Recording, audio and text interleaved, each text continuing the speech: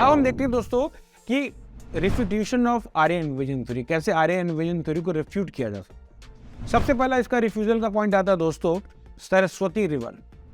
दोस्तों Aryan invasion theory के बारे में बताया गया कि ये थ्योरी जो 1500 BC में लिखा गया, 1500 BC में ऋग्वेद लिखा गया। और ऋग्वेद के अंदर हम देखते हैं दोस्तों कि कई श्लोकों के अंदर सरस्वती नदी की वंदना की गई है, उसका हमें डिस्क्रिप्शन मिलता है। बट अगर हम रिसर्च करें सरस्वती रिवर के ऊपर तो अभी रिसेंट रिसर्च से हमें पता चला है कि Saraswati river was flowing in the India from 700 BC to 2500 BC। उस समय तक सरस्वती नदी का पूरा एग्जिस्टेंस था। कालांतर में धीरे धीरे ग्रेजुअली सरस्वती रिवर जो है सूखती चली गई और 1900 BC तक सरस्वती रिवर जो है पूरी तरीके से खत्म हो जाती है। सवाल ये उठता है दोस्तों कि जो नदी 1900 BC में सूख कर समाप्त हो गई हो, उसका उल्लेख 1500 BC में लिखे हुए ऋग्वेद के अंदर कैसे मिलता है और उसकी वंदना कैसे की जाती है, जबकि नदी 1900 BC में सूख चुकी है। पॉइंट नंबर 2 दोस्तों ये भी समझ में आता है कि लोगों ने बताया था कि आर्यन लोगों ने इन्वेजन किया, इंडस वैली सिविलाइजेशन को डिस्ट्रॉय किया। बट जो इंडस वैली सिविलाइजेशन के ऊपर जो रिसेंट रिसर्च है उससे पता चलता है कि इंडस वैली सिविलाइजेशन के ऊपर अटैक नहीं हुआ, बट वो सरस्वती नदी के सूखने की वजह से, ग्रेजुअली उसके कम होने की वजह से वो सभ्यता समाप्त हो रही है। 1300 BC से लेकर 1900 BC तक हम देखें तो हड़प्पन सिविलाइजेशन, मोहनजोदाड़ो सिविलाइजेशन के लोग सरस्वती रिवर के किनारे बसे हुए थे, बट नदी के जाने से वो सिविलाइजेशन भी चले गए। तो ये जो मिथ फैलाया गया है कि अटैक कर दिए, ये टोटली वेस्ट है। ये रिसर्च में दोस्तों डिस्प्रूव हो चुका है। दूसरा पॉइंट है दोस्तों कि अगर हम बात करें आर्कियोलॉजिकल फैक्ट्स की बात करें तो प्रोफेसर बीबी लाल जोशी, जो कि जाने माने इंडिया के आर्कियोलॉजिकल सर्वे ऑफ इंडिया के डायरेक्टर रह चुके हैं, इनको पद्म विभूषण से भी सम्मानित किया जा चुका है दोस्तों।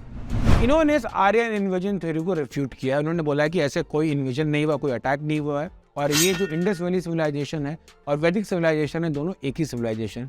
एक किताब लिखी है बीबी लाल जोशी जी ने, द ऋग वैदिक पीपल, इन्वेडर्स, इमिग्रेंट्स और इंडिजिनस, जिसमें उन्होंने प्रूव किया हुआ है कि जो हड़प्पन सिविलाइजेशन में जो खुदाई से जो सामान मिले हैं, जो इंस्क्रिप्शन मिले हैं, उससे प्रूफ होता है कि ये इंडिजिनस सिविलाइजेशन है, ये वैदिक सिविलाइजेशन से मिलता है, ये अलग नहीं है। फॉर एग्जांपल हड़प्पन सिविलाइजेशन से हमें योगा के बारे में पता चलता है, शिवलिंग मिलते हैं दोस्तों, शिव जी का धनुष मिलता है, माताएं बहनें जो सिंदूर लगाती हैं वो मिलता है दोस्तों, माताओं के कंगन और उनकी चूड़ियाँ मिलती हैं दोस्तों, जो प्यासे हुए कौवे की जो कहानियाँ हैं वो डिस्क्रिप्शन हमें मिलता है दोस्तों, और नमस्ते मुद्रा जो हम देखते हैं आज भी लोग भारत में करते हैं, वो हमें सब मिलता है हड़प्पन सिविलाइजेशन से। तो आप कैसे बोल सकते हैं कि हड़प्पन सिविलाइजेशन वो वैदिक सिविलाइजेशन से अलग है?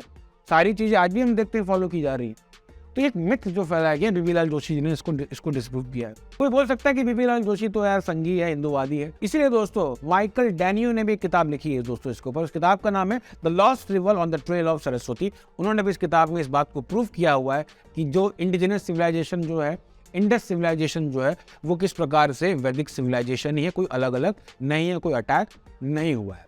दूसरा बात करते हैं दोस्तों कि अभी कई हरियाणा के अंदर कई ऐसी साइट्स मिली हैं। फॉर एग्जांपल एक साइट इसका नाम है बिराना, और उस बिराना साइट को जो रेडियो कार्बन से जब उसकी डेटिंग की गई तो पता चला कि ये सिविलाइजेशन कम से कम 8000 साल पुरानी है।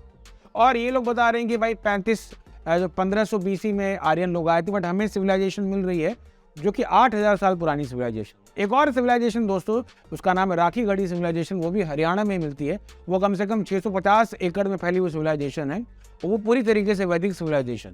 और उसका जो कार्बन डेटिंग जो किया गया, पता चला कि 9500 साल पुराना वो सिविलाइजेशन भारत में एग्जिस्ट करता था। और ये लोग बता रहे हैं कि नहीं भाई 1500 BC में आर्यन लोग आए थे, वैदिक सिविलाइजेशन बसाया था। तो भाई 10,000 साल पहले लोग कैसे आ गए, खुदाई में कैसे मिल रहा है? So from the archaeological point of view, this is total nonsense and Aryan invasion theory disproved.